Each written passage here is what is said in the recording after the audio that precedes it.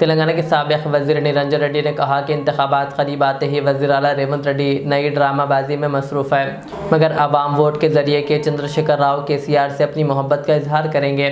उन्होंने कहा कि केसीआर के ख़िलाफ़ SIT जाँच की कोई क़ानूनी बुनियाद नहीं और कांग्रेस हुकूमत आवाम की तवज्जो हटाने के लिए इंतखामी सियासत कर रही है।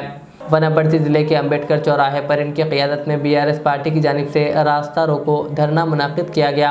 इस मौके पर साबिक़ चेयरमैन कानून कौंसिल स्वामी गौड ने कहा कि कांग्रेस हुकूमत फलाही स्कीमें नाफिज करने में नाकाम हो चुकी है और आवाम का माइंड डाइवर्ट करने की सियासत कर रही है। उन्होंने मुतालबा किया कि ख़वातीन, नौजवानों, तलबा और किसानों से किए गए वादे फ़ौरी पूरे किए जाएँ।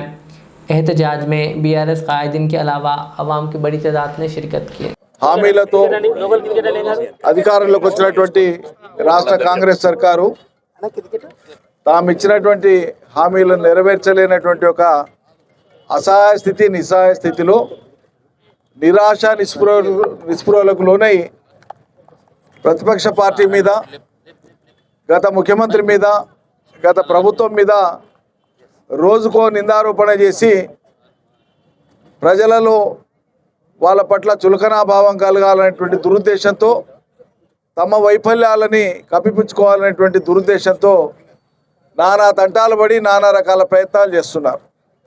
అందులో భాగమే సిట్టు పేరు మీద, విచారణ పేరు మీద ఒక అక్రమ విచారణకు పూనుకొని 2 ఏళ్ల నుంచి ఒక కేసు ట్రయల్ను పబ్లిక్ ట్రయల్ లాగా చూపిస్తున్నారు. ఇదొక ఫార్స్, ఇదొక ప్రహసనం. ఎందుకంటే ఈ తాడు బొంగురం లేనటువంటిది ఈ సిట్టు కేసు.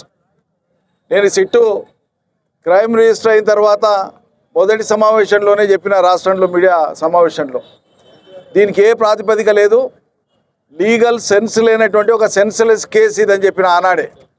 కారణం ఏంటంటే వాళ్ళు ఆరోపించేటువంటి విధంగా ఒకవేళ ట్యాపింగ్ అంటూ ఉంటే అది ప్రభుత్వమో, క్యాబినెట్టో, మంత్రో, ముఖ్యమంత్రో ఆదేశాలు ఇచ్చి చేసేది కాదు, వాళ్ళ అధికార పరిధిలో వాళ్ళు చేసేది కాదు. ఇది